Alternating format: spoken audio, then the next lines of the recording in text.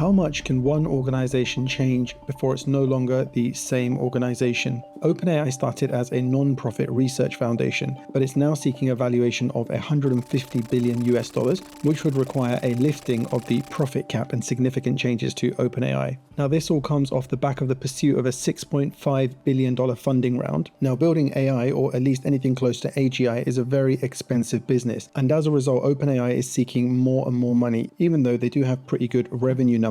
If you look at this chart, you can see their incredible growth, and as of May 2024, they've hit $3.4 billion US in annual recurring revenue, which is 580% over this number here in 2023. Now, in terms of who's likely to invest in this next round, this article from Reuters mentions Thrive Capital, Khosla Ventures, and Microsoft. New investors include Nvidia, big players in the AI space with their chips, and Apple have been criticized for being late to the AI party. Now, OpenAI has a non-profit board, and by the way, Sam Altman is also part of that board, and OpenAI say that the non-profit is core to our mission and will continue to exist. Now, one of the most interesting parts about this whole story is the removal of the profit cap, which is 100x the investment for the investors in OpenAI's first round of financing. So, of course, they would be very happy with that. OpenAI say that the cap was there to incentivize them to research, develop, and deploy AGI in a way that balances commerciality with safety and sustainability, rather than focusing on pure profit maximization. Now the picture's starting to look very different. Now, using their capped model, they did manage to raise $10 billion in recent years, with the majority coming from Microsoft, which is very helpful, and it was last valued at $80 billion in February. Now, another interesting potential backer for OpenAI is the UAE's MGX, a state-backed company, which is in talks to invest in OpenAI, which is part of the $6.5 billion raise. There's a typo here, it says million, that's actually billion.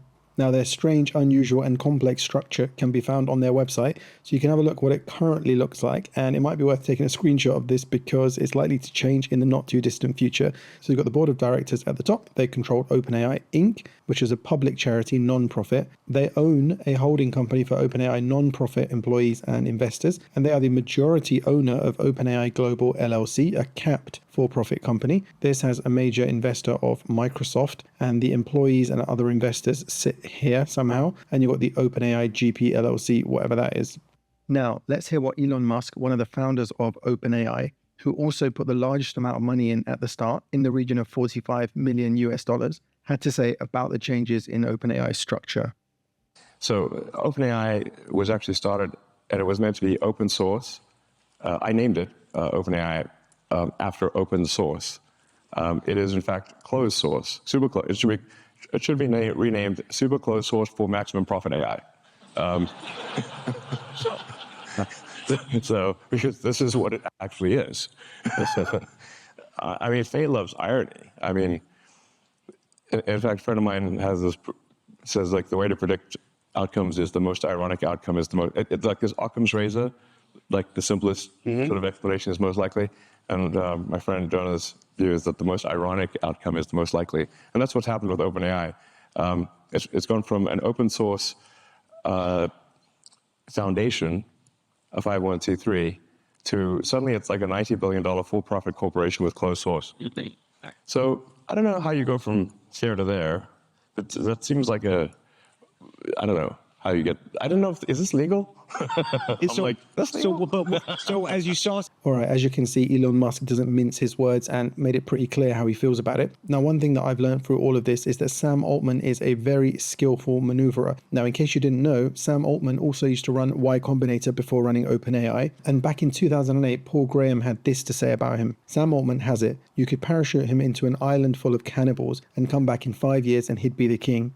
If you're Sam Altman, you don't have to be profitable to convey to investors that you'll succeed with or without them. He wasn't, and he did. Not everyone has Sam's deal-making ability. I myself don't. But if you don't, you can let the numbers speak for you. And this was all the way back in August 2008 and is still on Paul Graham's website. Now, one interesting thing about the man who's most associated with OpenAI, Sam Altman, is that he doesn't actually have any equity, or supposedly doesn't have any equity in OpenAI, which to many people would be quite a big surprise, and it makes the whole thing even more interested. But don't worry about Sam, he's already independently wealthy through other investments that he made prior to OpenAI. Now, this section here, which again might soon be out of date, is actually quite telling. We always suspected that our project would be capital intensive expensive, which is why we launched the goal of $1 billion in donation commitments. Yet over the years, OpenAI's non-profit received approximately $130.5 million in total donations, which funded the non-profit's operations and its initial exploratory work in deep learning, safety, and alignment. It became increasingly clear that donations alone would not scale with the cost of computational power and talent required to push core research forward,